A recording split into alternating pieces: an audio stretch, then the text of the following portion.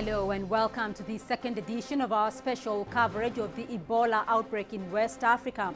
Now, fear and panic is widespread as the disease takes its toll. Hundreds of ordinary citizens in Guinea, Sierra Leone and Liberia, the epicenter of the outbreak that has ravaged West Africa, are facing quarantine orders.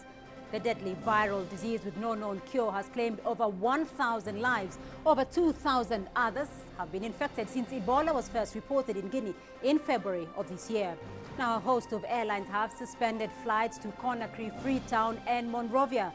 The losses for the carriers are yet to be quantified. Surrounded by uneasy neighbors and a panicking global community, Guinea, Sierra Leone and Liberia are now staring down a dark tunnel. The three countries have a combined GDP of about $13 billion according to 2013 IMF estimates. The World Bank and the African Development Bank are pumping emergency aid of up to $260 million to limit the economic fallout of the virus in the three countries. Ebola is threatening to erase the progress Liberia has made since the end of the country's civil war in 2003.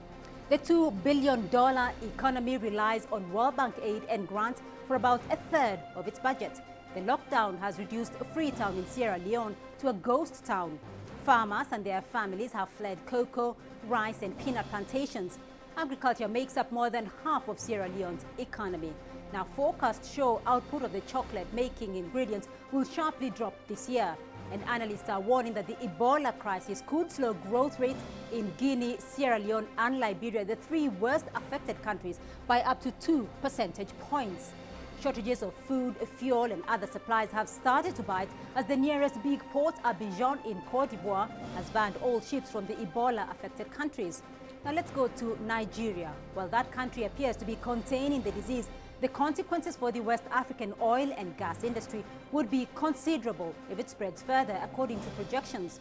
Now, Nigeria's $500 billion economy is Africa's largest, while the country is also the continent's biggest oil producer. With about 170 million people, it is Africa's most populated country. The World Health Organization projects it will take about 6 months to put the epidemic under control. So just how is the Ebola outbreak likely to impact economies and the aviation industry? Let's take a look. Some 200 delegates spent 2 days in Sandton at the IATA Aviation Day Africa conference, discussing and attempting to find solutions to Africa's problems. They represented airline manufacturers, cargo handlers and airline representatives. Top of mind was the Ebola virus disease and how best to control it from spreading further afield. The World Health Organization is best placed to give authoritative, independent advice on how best to deal with Ebola. They have been very clear that travel and trade bans are unnecessary.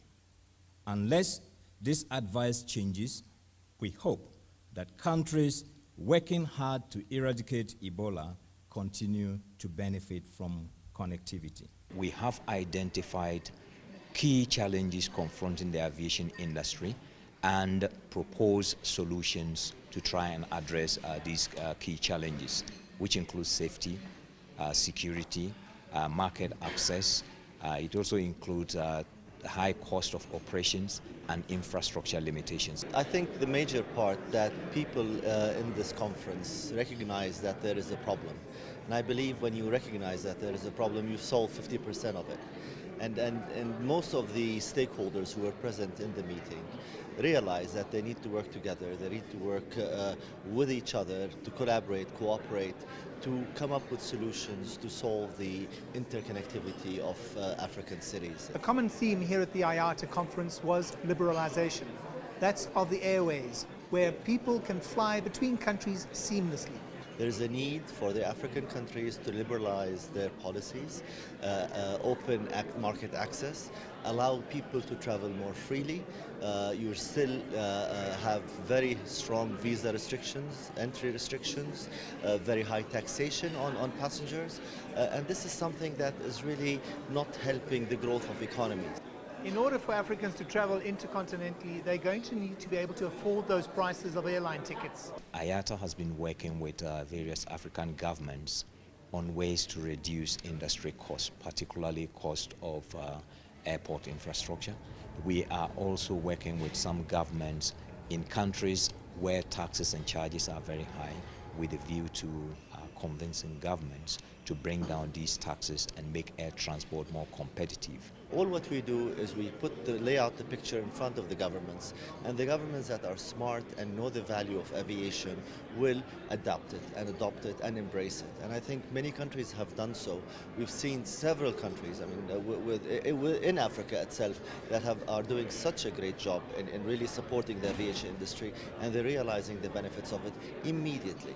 And those who consider the aviation industry as a cash cow, they're basically killing the goose that lays the golden eggs. While many conferences can be considered talk shops with no outcomes that will lead to any kind of action that is going to make any kind of difference, the IATA conference here in Sandton, Johannesburg may well break that mold. I'm Angelo Coppola for CCTV in Sandton.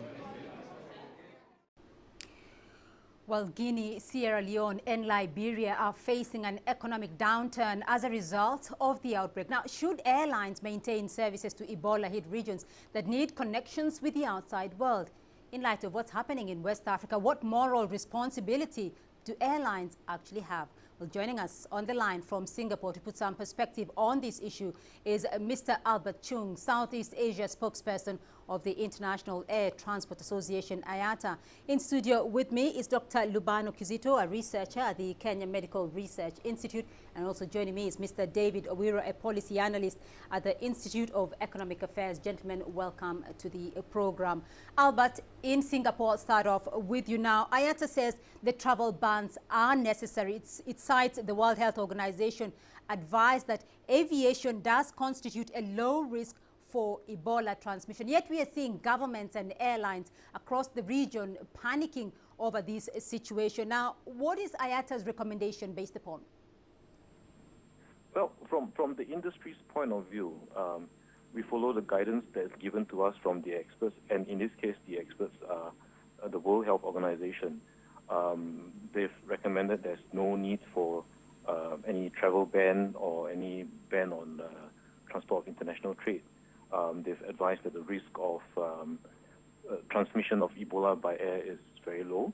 Hence, there's a need for concern, but the industry is prepared. We've got contingency plans in place, and over the years, the industry has faced a couple of outbreaks, like the SARS outbreak in 2003, right. The avian flu outbreak, and so guidelines have been prepared. Guidance materials have been prepared to assist airlines in dealing with such cases. So airlines have been prepared, though, Albert, if I can just jump in there. Airlines have been prepared, and yet most of them, several airlines, about 5 or 6 across Africa, have stopped their flights going into that West African region. Though, is there a reason why the airlines, even though you say they have been prepared, is there a reason why they have reacted the way they have? It's a tough decision. If you look at it, there are many considerations that an airline has to make. And one of them is really a business consideration. For example, is the flight viable? If traffic goes down, if you have a full an aircraft with only a handful of passengers, it still incurs the cost.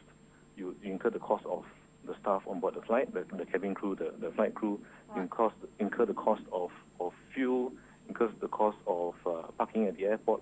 So it's the business decision whether or not it's still viable to operate the flight. All right. Dr. Kizito, from your perspective, though, from a public safety situation, the humanitarian, was this necessary? Thank you, Beatrice, and the other panelists. I think what is important and unusual about this outbreak is that the previous Ebola outbreaks have been mainly in the rural areas where poor people live.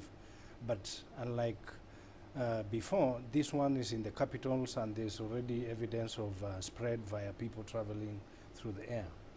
Now, the concern is usually threefold. Number one is you want to prevent spread of any outbreak like this. You want to confine it to a small circle and control it rapidly and effectively and safely as possible. So you want to stop that circle from expanding. But IATA says that there is very low risk. Yes. Of contracting the Ebola virus through air travel.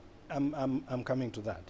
The second bit is consideration about why is air travel necessary. And if we look at Africa, air travel is what has opened up the continent in terms of tourism, trade, and exchange of goods, and maintaining and sustaining the economies. Right. So there's a little bit of a difficult decision, particularly that there's uncertainty, there is information, but it's not sufficient information.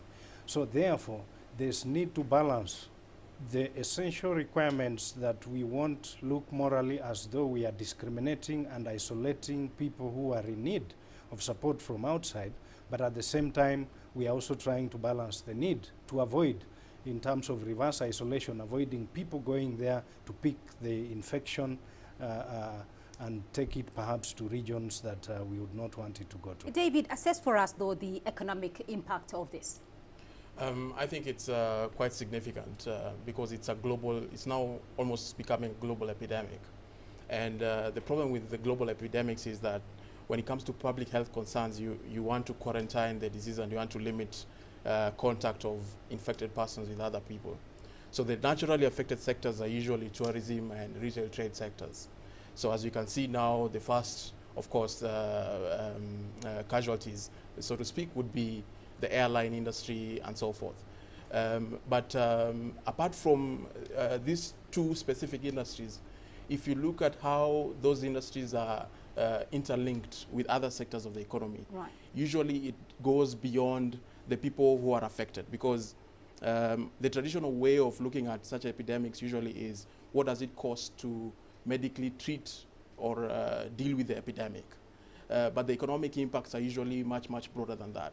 It spans other sectors, which, when you take into account opportunity costs that then come in, it can be quite devastating for an economy. All right. Albert, I just want to get your view on this. Are there any legal or international laws, though, that would guide airlines or the airline industry, though, when it comes to dealing with a public health situation, global public health situation, such as we have now? I think we are taking guidance from the World Health Organization. So guidance materials have been prepared and there have been contingency plans worked through before. So really, it's not so much of regulation, but it's about coordination at an international level based on expertise given by the experts. And if you look at what the WHO has advised, they are not advising for states that are not affected by Ebola to have any screening, but to have the capability to detect and contain new cases, whereas for states where they are affected by Ebola is to have exit screening. All right. David, how do you balance between the public, the commercial, and the humanitarian in a situation such as this? I think that's often a difficult call to make, because you have a situation where particularly if you consider the airline industry, which is very averse to this kind of risks, because people get, as has been stated before, people get panicky, and often there's misinformation, there isn't a lot of clarity. So airline industry, by its nature, is quite sensitive to such kind of shocks. And so I think the bottom line usually is, depending on the kind of business model that they have. For instance, if you consider that the biggest share of flights going into Western Africa, where this epidemic has happened, is actually by Kenya Airways. The question then to ask is, if they were to stop those services, what will it mean for their bottom line? And those are the kind of costs they have to balance with the demand from the public to actually take countermeasures to protect nations for which the Kenya Airways as an airline serves. So it's actually a very difficult call to make, but in the end, I think it should be balanced or based on information and on public health concerns, as well as on the desires of members of the public who use that service. All right, but yes. A little bit, yeah. Again, I think when we look at, for example, the airlines having that side and this business and this competition, we do know, for example, the Ethiopian Airlines hasn't stopped going there. South African Airlines hasn't stopped going there. So you have to look at the flip side of it. The time this epidemic will have run its course, somebody could easily view Kenya Airways as, for example, having abandoned them at the hour of need. So we need to be careful again to balance those type of concerns, because the airline industry is in a competitive business, and if you are seen like the time you are needed most, you weren't there, then that again might portray you differently from a public perspective, because public perception swings one way or the other. So again, we need to look at it from that aspect of the... But national public sentiment in Kenya, though, would not have allowed Kenya Airways to continue, flying those routes, given the fact that the public itself in that country was uncomfortable with the whole yes, situation. but just, thank you for that. And just to add that, we have to remember, even though South African Airlines and the Ethiopian Airlines are landing in Nairobi, which has been classified as a high-risk hub. So stopping one, what would be different from that Ethiopian airline plane bring people landing in Nairobi, and a South African airline and a Kenya Airways? So we have to look at all those things, and again, self-interest sometimes comes in that. So are you stopping every airline going that side from coming in, or you are just picking on one and the others are coming in? They could still, if that's what you are thinking, you fear, the risk you have not averted it, but you have stopped yourself from making business. David, I think he raises a very important point, because at the end you realize that even unilateral decisions taken by airlines isn't enough. Governments need to come into this space so that airlines do not have to withdraw. So it's up to government regulation to ensure that people who are coming into our borders undertake the right kind of quarantine tests and so on, so that they can guarantee members of the public and their nationals that we are actually taking safety measures that don't necessarily require airlines to withdraw from those markets. All right, Albert, I'll just get your final point on this. Is it completely safe, though, in terms of when you look at from the airline's perspective, is it safe? It's safe. The likelihood of getting Ebola on board a flight is very unlikely. But I wanted to go back to this point about airlines operating into a market. It's a tough decision, but they have to balance the business decision about the cost that they incur in operating an empty flight. But there's another thing that needs to be considered is the support to the airline. If an airline cannot operate its flights because of lower demand, then whether there's a support system or relief measures that can be given to the airline. I'll go back to what happened in 2003 when there was SARS in Asia. Lots of airlines had to ground their flights, ground their aircraft. Right. They had to park at airports. And what actually happens is that some governments came in, they provided relief measures to assist the airlines during these difficult times, whether it's waiving of the parking charges at the airport and so on. So it can be a difficult time for Kenyan Airways. And really, in this difficult time, you can't, you have an asset that's might not be used because it's not flying. There needs to be some relief in place for the airlines as well. All right, Albert Chung, IATA's Southeast Asia spokesperson, joining us there from Singapore, and Dr. Lubano Kizito and David Awiro here with me in studio. Gentlemen, to stay with us. We'll return in a moment.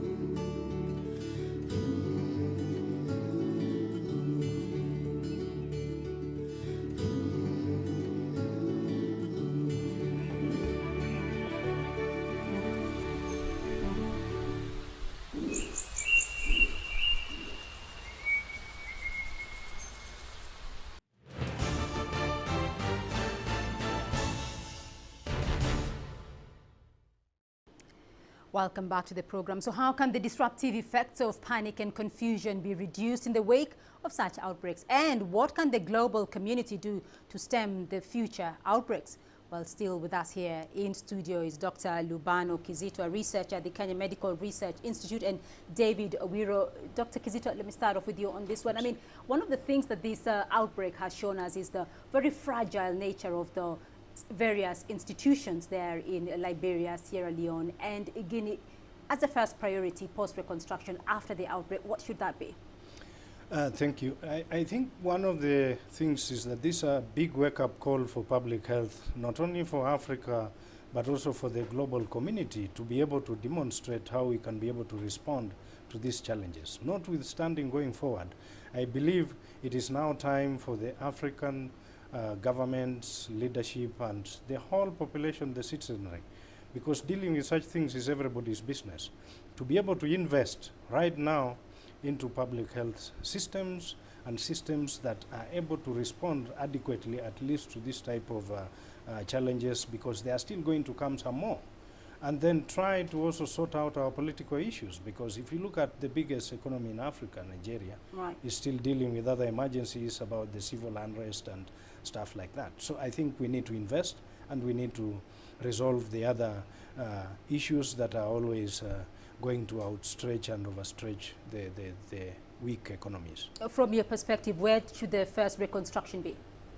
Well, obviously, we have to think about, even before reconstruction, we have to think about coordinating better or having better mechanisms for coordination of such kind of epidemics when they do break, realizing that sometimes they span borders, and soon enough they become everyone's problems. So the point about having an Africa-wide approach to coordinating the management of such epidemics actually is the first way to go. The second is in trying to look at the areas that are most affected by the now so-called quarantine. So if you look at the key sectors of tourism and retail trade, providing that interface with getting those 5 countries back into the international or global trade will be an area of priority for those governments, as well as for Africa to consider as well.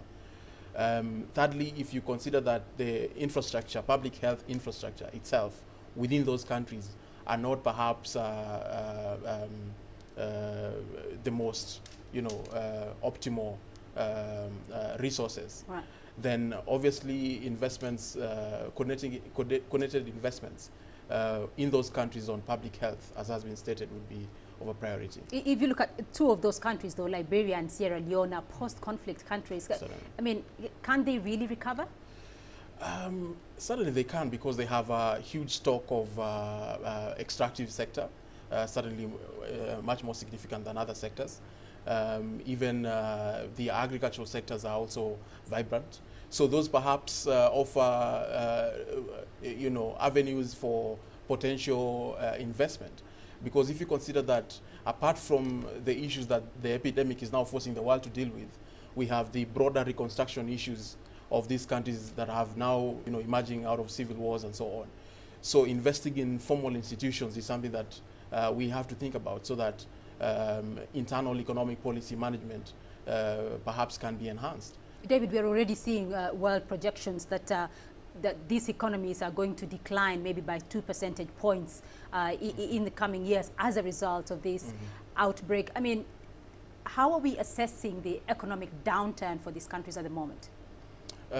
I think previous studies that have looked at the economic impact of epidemics have often centered around 2 things. The first is, what does it cost to handle the medical situation in terms of providing enough medicine, in handling the quarantine itself, and getting people to have 0 new infections, essentially. Apart from that, studies have also looked at what does it cost to, in terms of the shutdown that happens, the grounding of flights, the effect to tourism, and the effect to retail trade sector. What are actually the cost of that, the opportunity cost that the country is foregoing? And the third thing that such studies have also looked at is in terms of the linkages, because if you forgone an income and perhaps there was someone employed within that sector, there are other related impacts that has on the economy. And if you look at it actually, apart from the 2 percentage point drop in GDP growth, in terms of welfare situations, socioeconomic situations, we are actually looking at far much worsening economic situation for those countries. And so for us, later on, while looking at this, in fact, what we can borrow from is the studies that have been done on the SARS outbreak and the effect that it had on countries such as mainland China, Hong Kong, and Taiwan, for that matter. Because all through we see, for you to actually have the entire economic cost of it, you also have to consider the opportunity cost that the countries are foregoing. Dr. Kizito, what's been the input, though, of Africa's medical practitioners? I believe one is they have been on the front line and they have actually taken the hits, like the doctors and the nurses and the other people who have been on the front line. However, we could do much more, and I think going forward, because these are ongoing investigations, the lessons we learn and the new knowledge we'll have acquired, I think we need to go ahead and start exploring possibilities of looking for the cures and vaccines ourselves as Africans for this type of problems, because they are not going to go away. And that, I believe, is what is really going to make the difference in the coming days. The next level is about our social, cultural beliefs and traditional practices, perhaps regarding burials and deaths and so on. We need perhaps to start re-examining some of those which keep on putting us at the risk of this type of outbreaks, and see how well we can be able to perhaps adjust or modify, not to abandon, but to adjust and modify. But at the end of the day is to build the amount of knowledge and resources in terms of human resources and skills and infrastructure to be able to respond. In terms of generally how we behave, is that the health sector in Africa, unfortunately, somehow seems to have been kind of outsourced to our partners and our friends. And I think there's going to be partner fatigue, and we need now to take the mantle ourselves. We want, for the first time, Ebola to now come up and be what the African researchers, the best doctors, can be able to showcase and say, here we are as sons of Africa, on the forefront in terms of new products and control of these epidemics and prediction. All right. The final thing is about sharing information. I think there is very poor way of sharing information, yet Africa is fairly well covered right now with information and communication technologies. And I would go back to our politicians. The politicians hog every agenda, and all the time they are talking about the other issues, and they always forget about the welfare of the citizenry. I think it's high time that they put the people ahead of their other political concerns. If this was a pure political issue, I think the African Union would have already held several special summit meetings and so on. But there's no summit for Ebola. And now we have the Ebola politics and the Ebola economy. I think it's a challenge to them. All right, yeah. David? Yeah, one final thing when we are talking about this issue, I think it's important. A few weeks back, perhaps a month ago, there was an article, an interesting article written about the why Ebola, why there's no vaccine or medicine for Ebola or cure for Ebola, and the contrast that it was a satirical piece trying to draw parallels that the reason why that has happened is that the Western world isn't interested in Ebola because they are not affected. And so as Africans, actually, what it shows us is we need to be more interested in things that affect us, because it is in our own interest for us to invest in solving those kind of challenges. So we have to come together, we have to put money behind those research efforts in order to develop solutions for challenges that affect us. All right, gentlemen, we'll leave it there for the moment. David Owiro, Policy Analyst at the Institute of Economic Affairs, and Dr. Lubano Kizito, Researcher at the Kenya Medical Research Institute. Gentlemen, thank you for being with us on the program. I'm Beatrice Marshall in Nairobi. Goodbye.